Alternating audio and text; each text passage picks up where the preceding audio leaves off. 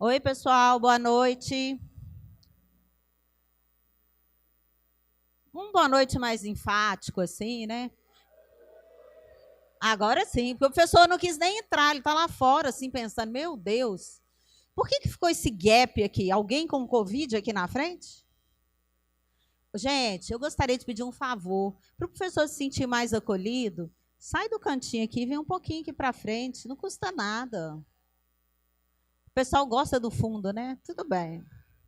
Pessoal, eu vou chamar o professor. Ele está aqui, eu estou achando que ele está lá fora, gente. Gente, hoje é o nosso primeiro Faminas Talk. Hoje eu já sofri várias brincadeiras, professor, porque eu só venho de jaleco. E hoje eles me viram de roupa pela primeira vez. Então, acho que eles estão meio impressionados. Achavam que eu só usava jaleco, né? Nós tivemos essa ideia de um evento que ocorre em Belo Horizonte, com o maior sucesso. O objetivo é fazer um debate, né? E nós convidamos para o primeiro evento o professor Caio, doutor Caio Augusto, ele vai conversar aqui um pouquinho com a gente. Não é uma aula, né, professor? Não, doutor, né? É um bate-papo. Então, palmas para ele.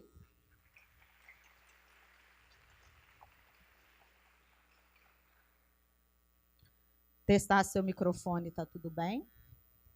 Eu gostaria inicialmente de convidar o professor para sentar, né? E eu vou inicialmente falar a ideia desse evento é que vocês tenham proximidade para conversar com alguém da vida real, né? Muitas vezes vocês estão atrás dos livros e falam assim, gente, como é que é ser médico? E é isso que você vai falar para a gente, né, cara? Então, é um debate, vocês podem interromper, quem quiser perguntar. Qual que vocês acham que é a especialidade dele? Endócrino? Hã? Qual que é a profissão dele? Ah, viu? Vários te conhecem. Então, Caio, eu vou passar a palavra para você e queria que você falasse um pouquinho de você. Boa noite a todos. Em primeiro lugar, eu gostaria de agradecer o convite, dizer que é uma honra estar presente, parabenizá-los pela iniciativa, pelo evento. Eu acho que é muito interessante para quem está em processo de formação. E o objetivo é a gente bater um papo aqui de forma descontraída, trocar ideias sobre essa trajetória e ajudar, né, de alguma forma. Tá? Só esclarecendo aí, eu sou cardiologista, sou hemodinamicista, tá? Então, eu me formei em 2005, fiz especialização e terminei a especialização em 2010. Tá? Então, só para esclarecer aí. Gente, por que a gente faz essa? Eu fiz essa pergunta, né? Porque a gente julga muito pela aparência, né? E eu falo assim, nossa, será que ele tem cara de quê, né? Eu diria que ele tinha cara de cirurgião. Assim é a minha impressão, né? Mas eu sabia a história dele. Eu gostaria que você falasse um pouquinho, Caio, por que a medicina? Olha, a medicina, na realidade, desde pequeno eu sempre sonhei em ser médico. Meu pai é médico, pai pediatra, exerce a profissão ainda. E desde pequeno, apesar do meu pai nunca me influenciar, ele sempre foi muito liberal, muito tranquilo, a gente vai crescendo e vai vendo a forma com que ele leva a vida, o trabalho, e a gente aprende a admirar e a gostar da medicina, né? Então, desde pequeno eu sempre me vi médico, nunca cheguei a pensar em outra profissão. Então, desde pequenininho a gente já decidiu pela profissão, né? Você acompanhava ele no consultório? Acompanhava, né? Claro, Colocava o estetoscópio e tirava foto? sim. Quem de Eu, vocês eu e aqui meus tem pai irmãos. médico, pessoal? Levanta a mão. Quem tem pai médico? Só umazinha? Dois? Ó, você vê que não, você tá um pouco. Aqui o pessoal tá meio fora, né? Meu pai também não era médico, gente. Meu pai era advogado. E eu gosto. Sabe por que eu fiz medicina, Caio? Você sabe por que eu fiz medicina? Diferente do Caio. Eu fiz medicina por uma falta de opção. Eu queria ser dentista. Aí eu trabalhei 1 ano e meio no auxiliar de consultório dentário e vi que não ia dar certo. Eu era meio sacanada, sabe? E aí minha mãe falou, faz medicina, que é o mais difícil. Você passar, você faz outra coisa. Você não passou por isso, né, Caio? Não. Não é melhor, gente, você ter um caminho? Quantos quiseram ser médicos desde pequenos? O número já melhorou, né? E você conta a sua história. Você estudou segundo grau aonde? Fez cursinho? Achou difícil passar no vestibular? Sim. Na realidade, eu sou de São Paulo, morava em Guarulhos, né? Fiz faculdade no Rio de Janeiro, né? Depois eu voltei e fiz a especialização, residência em São Paulo, tá? Fiz cursinho, fiz um ano de cursinho, achei bem difícil passar. Na época em que a gente entrou, já realmente estava uma concorrência, né, assim como hoje, muito grande. Foi um ano estressante, eu achei bem difícil, tá? Passei na faculdade, passei no primeiro ano de cursinho, fui morar no Rio de Janeiro, meus pais moravam em São Paulo. E fizemos toda a faculdade, fiz no Rio de Janeiro, terminamos a faculdade e eu resolvi, até por ficar muito tempo longe da família, e eu pretendia ficar em São Paulo. Como meu pai é médico em São Paulo, meu irmão já era médico em São Paulo, pretendia voltar para São Paulo. Por isso que eu resolvi fazer especialização em São Paulo. Aqui nós temos muitos alunos de fora, né? E você, quer dizer, largou São Paulo e foi para o Rio, né? Você acha, que foi sua experiência de ficar sozinho, morar sozinho? Alguma vez você já teve vontade de largar a medicina? Falar, não isso não dá para mim? Não, nunca tive essa dúvida, não. Sempre tive a certeza, né? Claro, no começo, você largar a família, todo o conforto da sua casa e ir morar sozinho no Rio de Janeiro. Nunca tinha ido para o Rio. E chegar no Rio de Janeiro, longe da família, não tinha amigos, isso no começo é difícil. Mas isso nunca abalou e nunca me fez pensar em desistir jamais. Claro que os primeiros anos foram difíceis, né, os 2, 3 primeiros anos, mas à medida que você faz o círculo de amizades, à medida que você encontra lá com várias pessoas que estão na mesma situação que você, eu acho que na medicina tem muito disso, né? A maioria das pessoas são de fora, né? É difícil você fazer faculdade na cidade em que você mora, então à medida que a gente conheceu as pessoas que estavam na mesma situação, formam o círculo de amizades, os grupos de estudos, aí a coisa fica mais fácil, né? Foi fluindo com mais facilidade e a partir do terceiro ano parece que passa muito rápido. Terceiro ao sexto ano. Qual faculdade você fez lá no Rio? Eu fiz a Universidade Gama Filho, no Rio de Janeiro. Gama Filho. Gama Filho, no Rio. Tá? Gostei muito da faculdade, fiz uma excelente faculdade e realmente foi bem interessante. A Gama Filho é uma faculdade particular, Sim. Como aqui é uma faculdade particular. Você acha que teve algum prejuízo da sua formação? Alguma coisa que você precisou fazer fora? Monitoria, extensão, pesquisa? O que você pode contar para a gente da sua carreira acadêmica? Sim. Bom, na realidade, assim, não houve prejuízo nenhum. Na realidade, a Gama Filho, na época que eu fiz, realmente estava com estrutura ainda muito boa. Foi no ano de 2000 até 2005. Uma estrutura muito boa, então eu fiz uma excelente faculdade, não tive prejuízo nenhum, né? Na época, teve alguns problemas pessoais, estava até em dificuldade financeira, e o que me fez até, vamos dizer assim, ter um pouquinho mais de força, estudar mais. Então eu fiz monitoria, tinha bolsa de estudos, né? Então isso fez com que a gente realmente crescesse até mais durante o curso, né? Procurei fazer estágios nos hospitais, né? Fiz no São Lourenço, fiz na Clínica São Vicente da Gávea, né? Lá no Rio de Janeiro tem muito programa do SUSEMI, que fala, né? Um estágio remunerado para acadêmico, em que você roda a UTI dos hospitais públicos, roda o pronto-socorro. Então eu sempre corri muito atrás. Eu acho que isso aqui é o diferencial. Eu acho que a faculdade que você está fazendo não importa. O que vai definir a qualidade do médico, não tenho dúvida disso, eu acho que é a força de vontade, é o quanto essa pessoa se dedica durante a formação. Eu acho que isso é fundamental. Eu fiz essa pergunta um pouco até provocativa, porque eu vejo alguns alunos conversando, mas eu sou da particular, o outro é da federal. Gente, a estrutura que vocês têm aqui, como você teve, te dá toda a escultura para ser um grande médico, né? Mas como a gente está apresentando desde o último encontro, vocês precisam agregar, né? Você não acha uma monitoria, um estágio? Sim. Na verdade, a gente quando faz cursinho, fica naquela situação. Todo mundo tem o sonho de fazer, né? Quer fazer uma federal, enfim, e a gente fica naquela situação. Quando eu passei na particular. O meu irmão estava terminando a federal. E meu pai, médico, eu fui conversar com meu pai. Meu pai, né, nessa época, não tinha problema financeiro em pagar a faculdade. E eu perguntei para ele, falei, olha, pai, o que você acha? Eu vou estudar nessa faculdade ou tento mais um ano para fazer uma faculdade federal? E meu pai, com muita tranquilidade, ele falou, olha, não tenho dúvida que você deve cursar.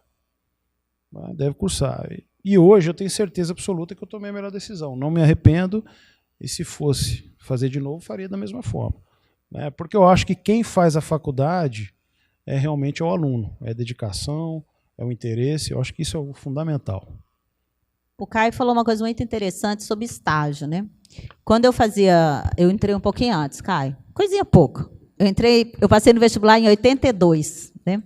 E quando eu estava na graduação, a gente podia fazer até 3 estágios remunerados ao mesmo tempo. Você imaginou?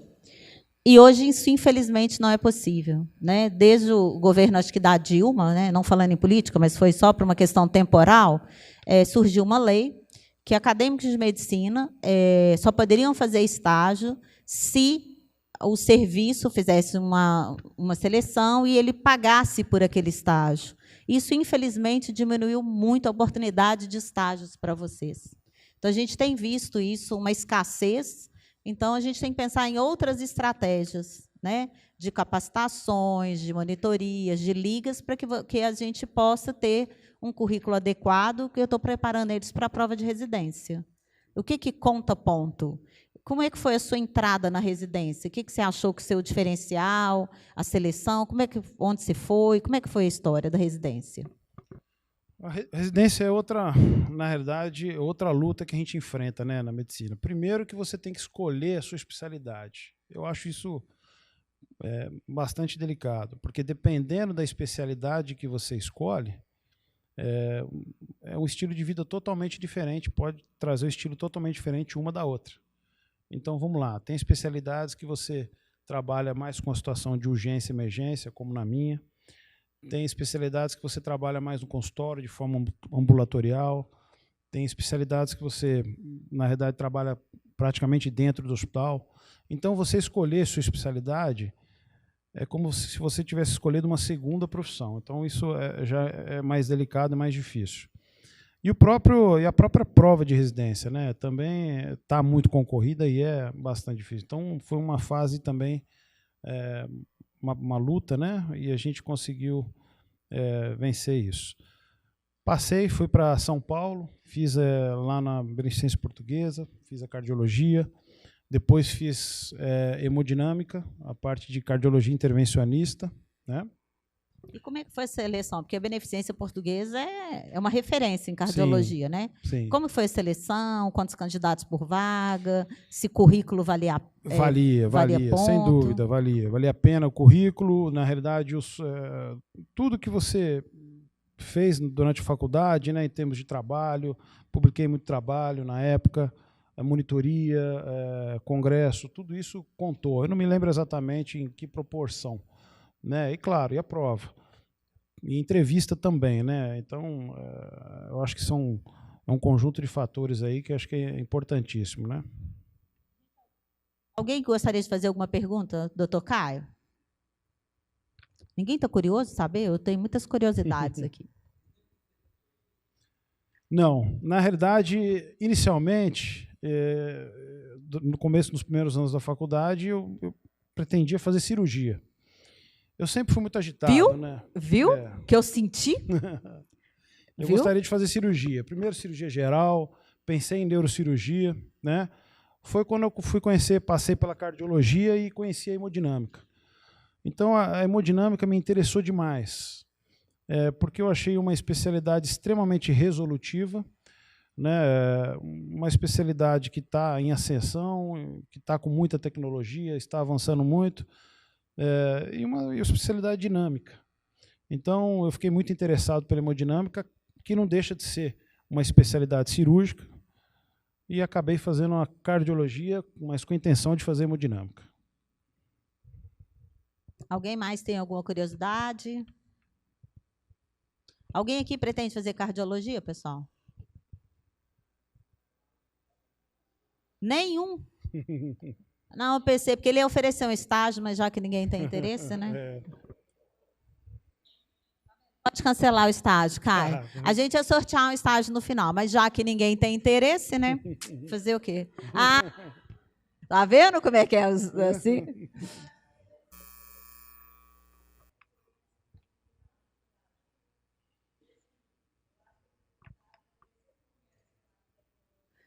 Tá.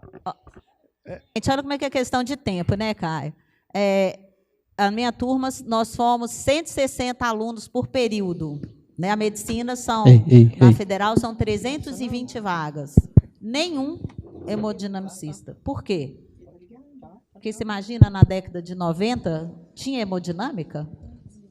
Estava no começo. Né? Pois mas estou falando... né? Muito no início, E é interessante o que ele falou. Como que na graduação você teve contato com a hemodinâmica? Porque é uma coisa muito... Através da cardiologia, né? Através da cardiologia a gente teve contato.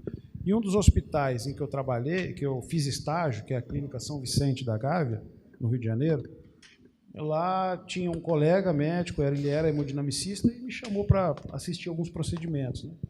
Então, aquilo eu achei muito interessante. Né? Você participou de alguma liga acadêmica? Sim, acho que participou de qual? De cardiologia, de hematologia, entendeu? Participei, sim. E como a gente estava falando, a questão da cirurgia minimamente invasiva, essas novas tecnologias estão avançando muito. Então, a hemodinâmica, por exemplo, quando eu fiz hemodinâmica em 2008, 2009, 2008 a 2010, não tinha tecnologias que tem hoje em dia. Então, de lá para cá, nos últimos 20, 30 anos, a hemodinâmica cresceu demais. Hoje, raramente, a gente faz cirurgia aberta, cirurgia convencional. Né? Então, hoje a gente implanta a válvula no coração por catéter, inclusive fizemos uma hoje lá no Prontocor, né? Uma cirurgia que a gente implanta a válvula via percutânea, sem corte.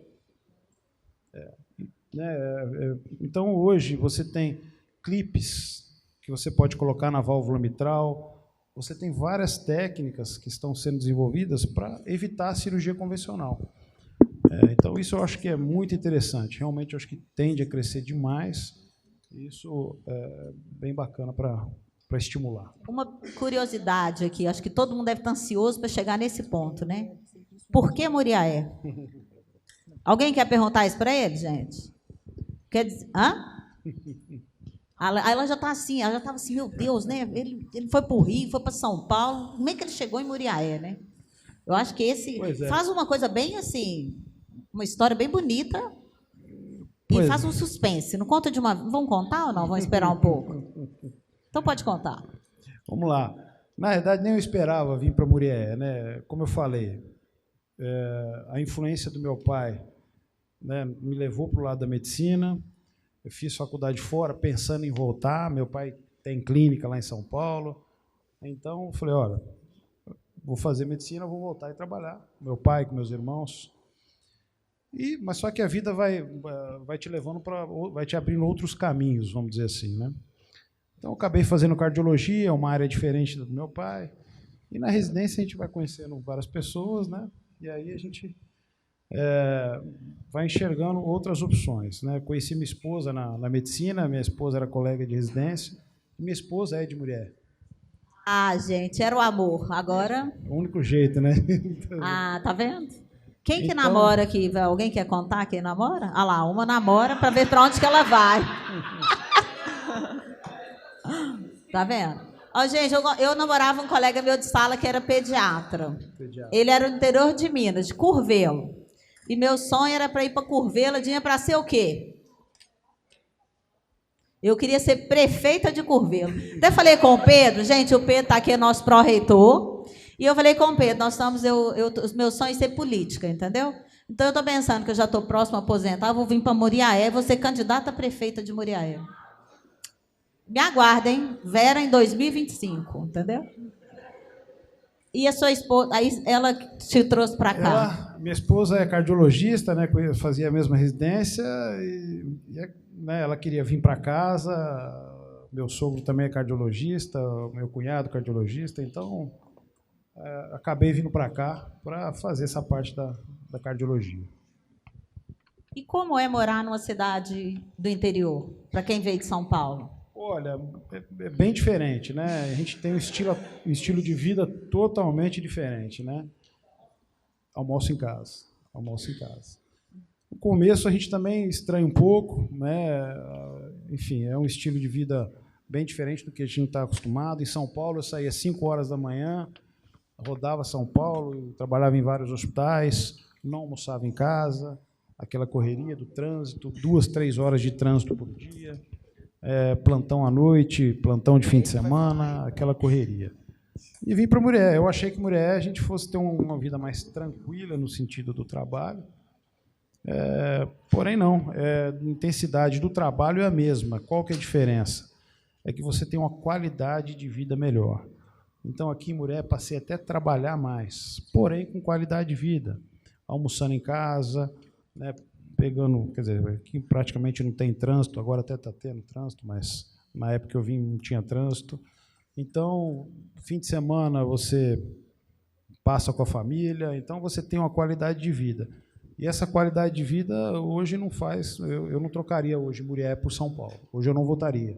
É uma coisa que o Caio falou muito importante, né? A gente tem visto isso nos profissionais, principalmente os mais jovens, que a qualidade de vida ela tem sido decisiva em onde vai trabalhar, a especialidade que vai fazer. Então, acho que é um ponto para vocês refletirem também, né? E eu queria te fazer uma pergunta, né? Que você falou, às vezes não é tão calmo quanto você esperava, né? Como foi a transição de médico para gestor? Olha, na realidade, foi uma transição vamos dizer assim, sem querer, né? Comecei trabalhando no hospital, trabalhava no pronto-socorro, quer dizer, trabalho lá até hoje no pronto-socorro, e atendia consultório no pronto-socorro, fazia procedimento no pronto-socorro, internava, então, enfim, ficava o dia inteiro dentro do hospital. E a gente vai sentindo a necessidade de melhorar a qualidade no nosso atendimento, tanto para o paciente como para nós. Então, veio a ideia de fazer uma estrutura, né, de tirar o consultório de dentro do hospital e montar uma clínica. E o objetivo era justamente esse, melhorar a qualidade do nosso atendimento, melhorar a nossa qualidade de vida, que quer ou que não está relacionado, né? E aí fizemos uma clínica, fundamos uma clínica, e alguns colegas, né, nos procuraram, querendo trabalhar na clínica, fomos aumentando, e quando viu, a gente estava com uma empresa, né, que hoje tem em torno de 14 a 15 médicos trabalhando, e que uma empresa que está crescendo. Então, a gente passou de médico a gestor, né, dessa forma, buscando a qualidade no atendimento. Como é a sensação de ter que pagar um monte de DARF no final do mês? Nossa, terrível. Prefiro um paciente grave do que pagar. Uma coisa para vocês refletirem também, né, gente? Hoje, muitos médicos passaram a ser gestores, né? Eu criei minha empresa tem 7 meses.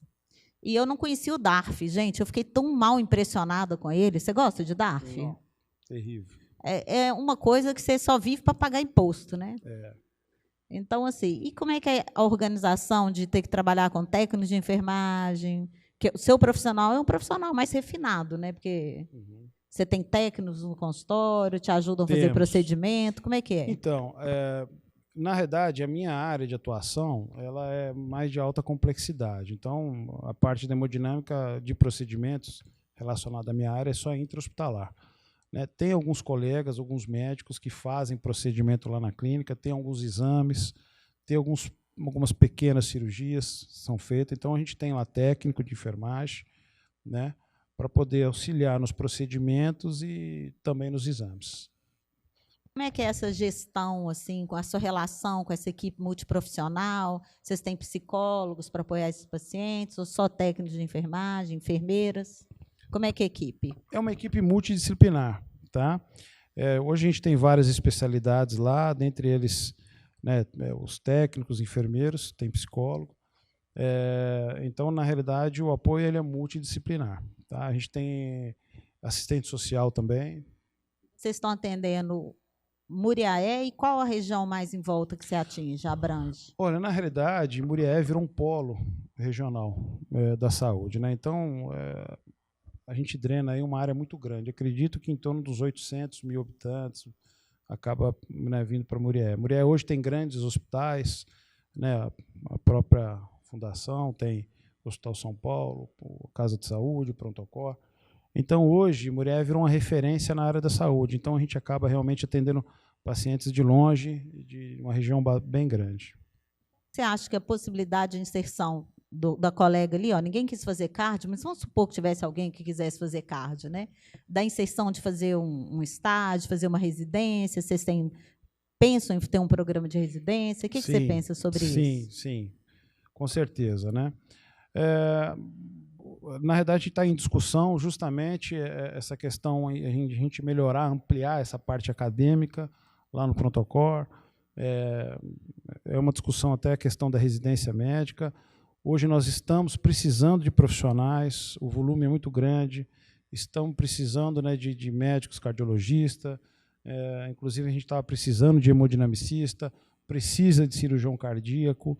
Então, realmente é uma área que está precisando de profissional. E à medida que você fortalece essa parte acadêmica, melhora, né? E você acha que a estrutura aqui de Muriaé é capaz de fazer os procedimentos que fazem nos grandes centros, ou tem alguma deficiência que, às vezes, alguém aqui pode fazer uma especialização e voltar para cá? Sem dúvida nenhuma. Hoje eu afirmo com muita tranquilidade que Muriaé hoje tem uma tecnologia, tem profissional capacitado para fazer a mesma coisa que é feito no grande centro, sem diferença, né? Então, hoje, com muita tranquilidade, tem equipamento, tem tecnologia. Então, isso aí, hoje, eu não acredito que é mais um problema para a Muriaé, não. Pessoal, alguém mais gostaria de fazer uma pergunta? Eu quero, posso? Pedro sempre quis ser médico, entendeu? E ele vai perguntar. Boa noite, pessoal. Boa noite, doutor Caio, seja bem-vindo. Quando o senhor falava, eu fiquei com uma dúvida. A gente tem uma discussão aqui na família, que a gente tem discutido muito a diferença entre a formação técnica da medicina e ensinar a ser médico. E a gente tem chegado à conclusão de que nosso papel é cada vez mais ensinar a ser médico, que é além, né, de ensinar anatomia, de ensinar cirurgia. Dentro desse ser médico tem a questão da gestão que o senhor colocou. Se eu estivesse começando hoje um curso de medicina, qual que era o seu conselho? Qual o conselho que o Caio de hoje daria para o Caio, aluno do primeiro período? Olha, vamos lá. Eu acho que o que eu posso dar como conselho é sempre buscar a qualidade, buscar o aperfeiçoamento. Eu acho que a gestão, o crescimento na profissão, ele vem quando você faz com gosto, quando você se dedica, quando você busca qualidade no seu atendimento, quando você trata bem o paciente, quando você tem um bom relacionamento. Então, tudo isso faz com que você cresça na profissão. E eu acho que o resto, na realidade, passa a ser uma consequência. Então, se a gente focar na busca do bom atendimento, em exercer a medicina com qualidade, com ética, eu acho que as coisas vêm e acontecem com facilidade. Como eu falei, eu vim de fora, sou de São Paulo, minha família não é daqui, claro, minha esposa é daqui, mas hoje é como se eu tivesse nascido e morado minha vida inteira em Muriaé. Você passa a conhecer as pessoas, você passa a ter um bom relacionamento, as portas se abrem, né? Então, o que eu posso deixar de recado é justamente esse. Exerça a medicina com carinho, com amor, com qualidade, visando bom atendimento, visando sempre se aperfeiçoar, que eu acho que as portas se abrem e é tudo com consequência. Bacana. Doutor, eles queriam fazer uma pergunta, eles estão com vergonha, eu vou fazer por eles, estou sentindo. Como é que a questão da... Né, hoje a gente tem a possibilidade de trabalhar no sistema único, sistema público de saúde, a possibilidade de ter um consultório particular e de trabalhar como rede referenciada de um plano de saúde. Como é que o senhor vê qual que é essa sua experiência em termos de, né, ter ou não ter Unimed, ter ou não ter Bradesco, ter ou não ter um serviço credenciado ao SUS? O que o senhor diria para eles em relação a isso? Olha, eu acho que tudo, na realidade, vai depender, né, quer dizer, muita coisa depende da especialidade em que você escolhe. Existem especialidades que você vai ter que seguir, né, um caminho que você vai ter que trabalhar com SUS, você vai ter que trabalhar com plano. Então, existem especialidades que você pode, talvez, optar por não, por exemplo, não trabalhar com SUS. Então, acho que depende da especialidade que você escolhe. Por exemplo, a minha especialidade, eu trabalho com SUS, eu atendo a rede de urgência e emergência. Então, quer dizer, o SAMU de toda a região vem para a gente que faz o atendimento em relação aos infartos, angioplastia primária. Então, a gente trabalha com o Sistema Único de Saúde.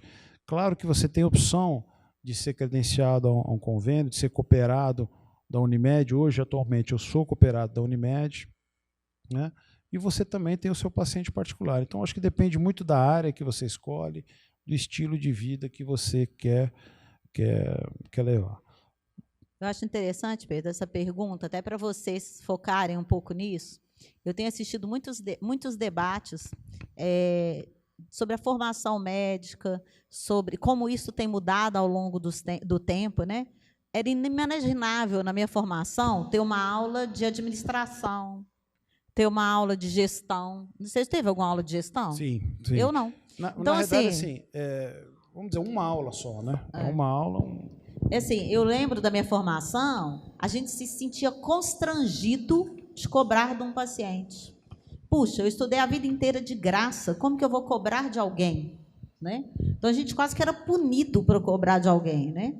E hoje, vários já entram com aquela ideia, eu quero ser rico. Aí pode largar a medicina, né? Gente, se você quiser ser rico com a medicina, eu tenho várias ideias. Futebol é muito legal. Banda, como é que chama esse negócio de dupla sertaneja? Medicina, gente. TikTok. TikTok, não sei, não sou da época do TikTok. Mas, assim, eu acho que vocês têm que fazer uma coisa, o que a gente está trazendo, o doutor Caio aqui. Olha o amor, olha o investimento dele em saúde, olha a abnegação de falar assim, puxa, eu podia estar em São Paulo com meu pai, né? E a trajetória dele de vir parar aqui, e olha o sistema que ele conseguiu montar de excelência, né? Eu acho que isso é muito legal. Eu acho que é uma experiência que os que saíram mais cedo perderam, né? Porque, assim, a gente não sabe a história da gente, né? O que você vai... Às vezes, o destino te dá tantas diferenças. Talvez se você tivesse feito uma hemodinâmica pediátrica, você estaria lá com seu pai, né? Sim, talvez sim. Né? Sim. E seus irmãos fizeram o quê? Meu irmão, eu tenho 2 irmãos. Um irmão é médico, é otorrino, acabou também mudando para o sul, Porto Alegre. E outro médico, meu outro irmão é dentista e mora em São Paulo, mora junto com meu pai. Entendeu? Se alguém mais gostaria de fazer uma pergunta?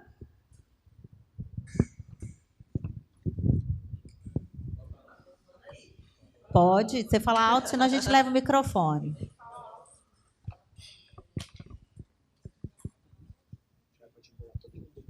Não, fica calado. Eu queria perguntar em relação à residência. Porque quando a gente forma, a gente faz assim, qual residência a gente vai escolher, e tal residência ela pode ser melhor ou em Minas, ou em São Paulo, ou no Espírito Santo. Aí na sua área, que é cardiologia e hemodinâmica, o que você tem a dizer em relação a São Paulo, Minas, Espírito Santo? Aí dá um norte para a gente aqui. Olha, vamos lá. Eu acredito, a residência, quando você pega a minha área de atuação, que é uma área que envolve uma tecnologia, você tem que ter equipamento, tem que ter volume de paciente, eu acredito que você vai ter um benefício maior se você tiver num grande centro, né? Hoje em dia, quando você compara Rio de Janeiro, São Paulo, Porto Alegre, Belo Horizonte, quer dizer, as capitais, os grandes centros, na minha área de atuação, eu diria para você que está muito uniforme. né? Hoje você tem excelentes grupos, essa tecnologia está muito expandida, então eu acho que você consegue, sim, uma qualidade de residência muito boa quando você está num grande centro. Estou falando na minha área de atuação, né? Então, eu acho que se você estiver num grande centro, eu acho que você tem, sim, uma qualidade muito boa de residência.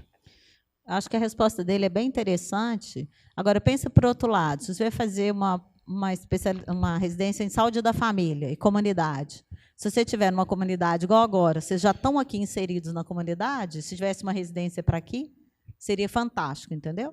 Você, de certa forma, já está na comunidade onde você vai trabalhar. Né? Ele falando em relação ao plano de saúde.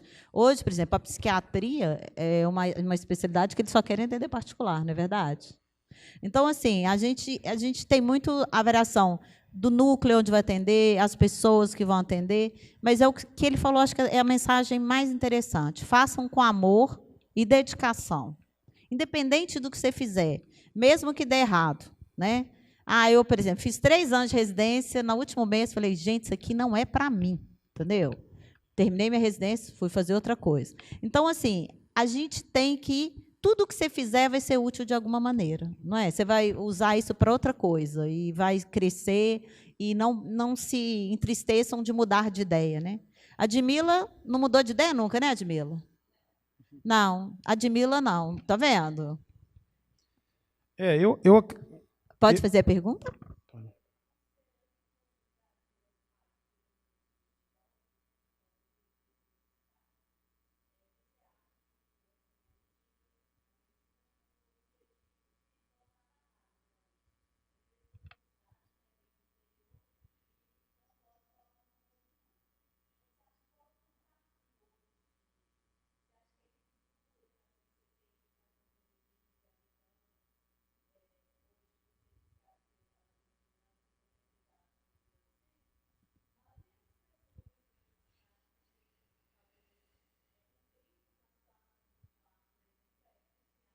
Sim.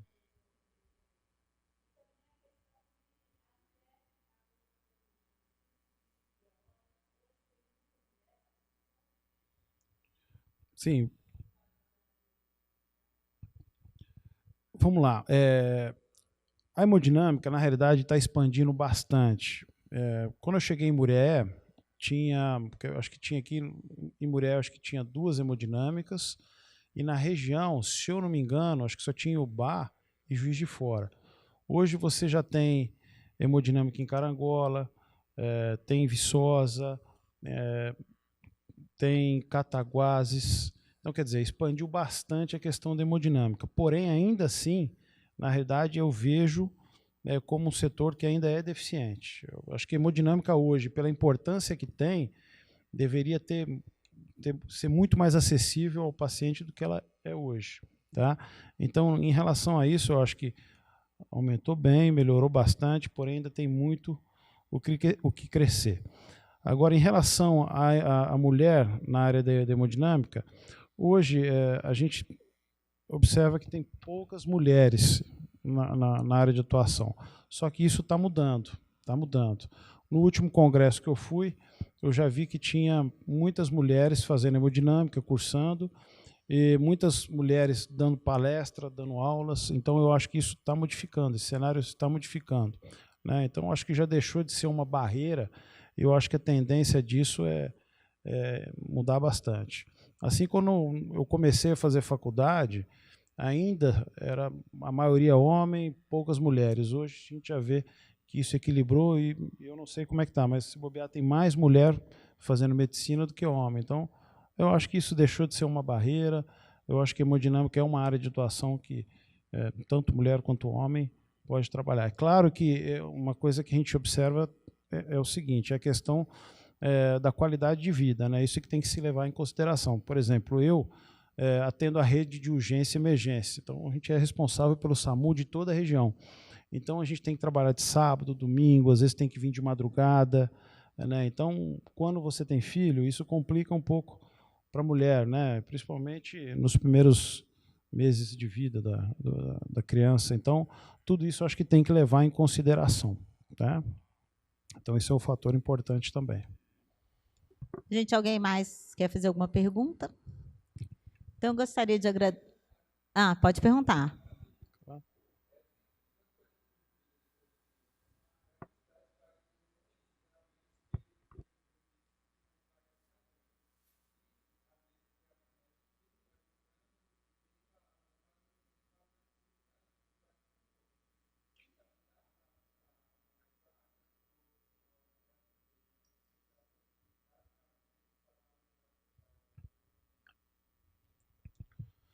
Olha, Apertou o Caio aí, né, Caio? Hã? Te apertou, né? Como é que a É. gente vai saber, né?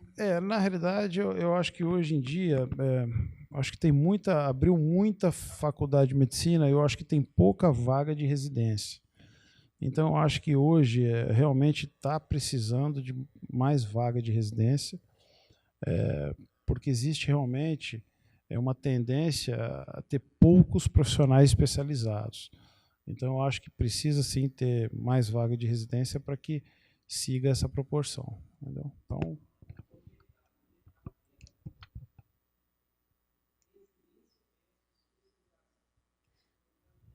Médicos, programas de especialização. A gente vê Puxa, eu já ia interromper, Pedro. O tempo já esgotou, gente. Acabou, não tem mais.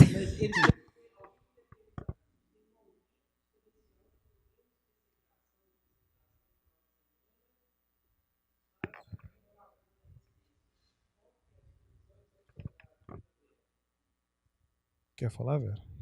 Gente, isso é um problema dramático que a gente tem, né?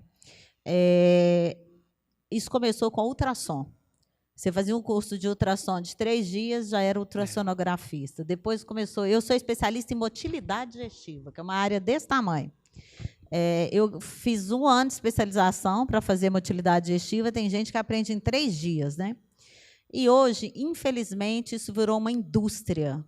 Não há nada que ganhe mais dinheiro, não é atender paciente, não é fazer cirurgia cardíaca, não é nada disso. É montar um curso e vender um curso para gente, normalmente, que não sabe o que está comprando. Entendeu? Eu faço uma propaganda, um marketing, vendo um curso, faço um show, né? E daí eu vou vender dinheiro. E vou propagar a formação, vou perpetuar pessoas mal formadas, né? Infelizmente, é um programa. A residência, gente, o nome próprio diz, é residente. Você não morava no hospital? Sim. A gente entrava às 7 horas da manhã, não sabia quando ia sair, né? E hoje a gente tem havido uma mudança até dos próprios alunos. Os residentes chegam assim, mas eu já cumpri minhas 40 horas. E do jeito que ele está, ele levanta e vai embora, Pedro. Então, assim, a residência clássica, ela tem uma formação, ela é fiscalizada pelo MEC, ela tem uma parte teórica, uma parte prática. A especialização não tem.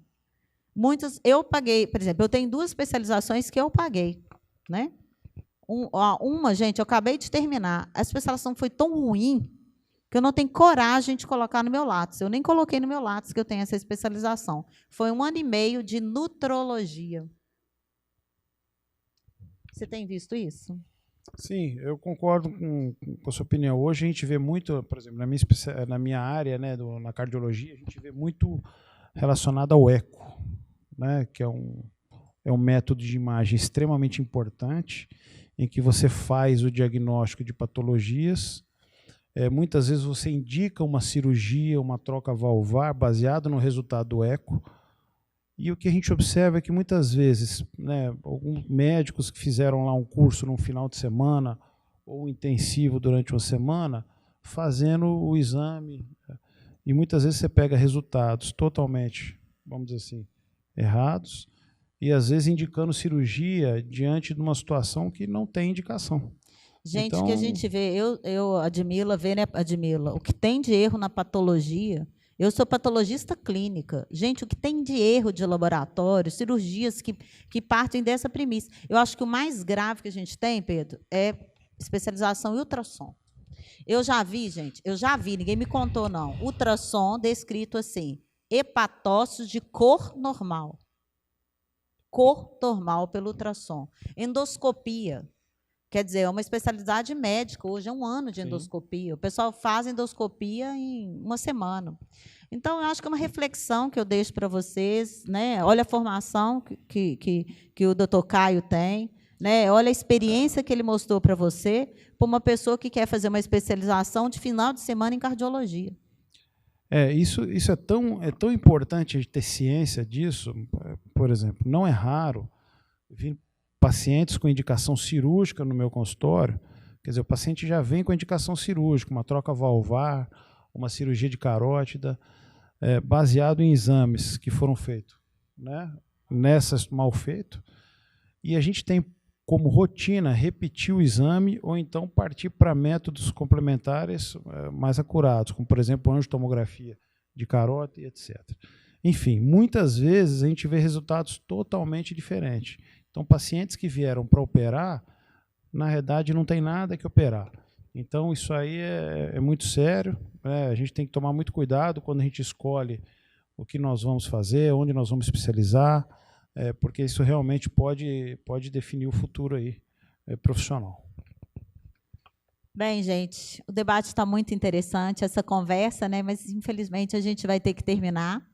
Já convidei alguns recadinhos, para você usar o seu tempinho para dar uns recados. Primeiro, que a inscrição do ENIC vai finalizar no dia 30. É um evento para vocês inscreverem em trabalhos científicos, é uma oportunidade maravilhosa de vocês melhorarem o currículo de vocês. Esse é o primeiro recado. O segundo recado, que amanhã nós vamos ter reunião com os representantes para a preparação para a visita do MEC.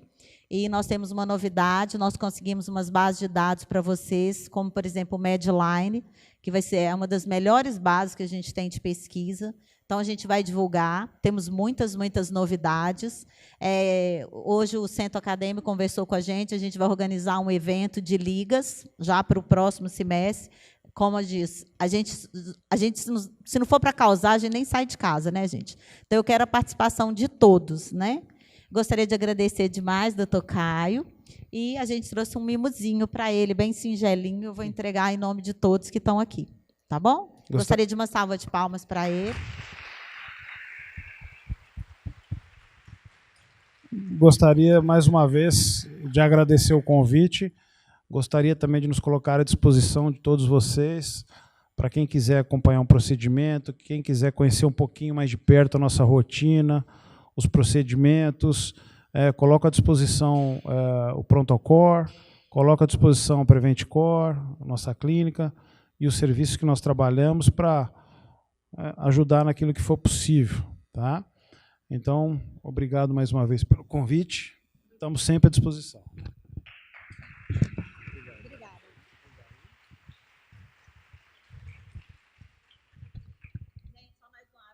Esse é o primeiro Famina Talks, em breve teremos outros. Nós estamos muito animados também de conseguir voltar com a TV Faminas. E eu estava aqui hoje treinando para ser garota propaganda, entendeu? Gente, aproveitem tudo que vocês têm na faculdade, tá bom? Obrigada, gente. Aí você tá com medo?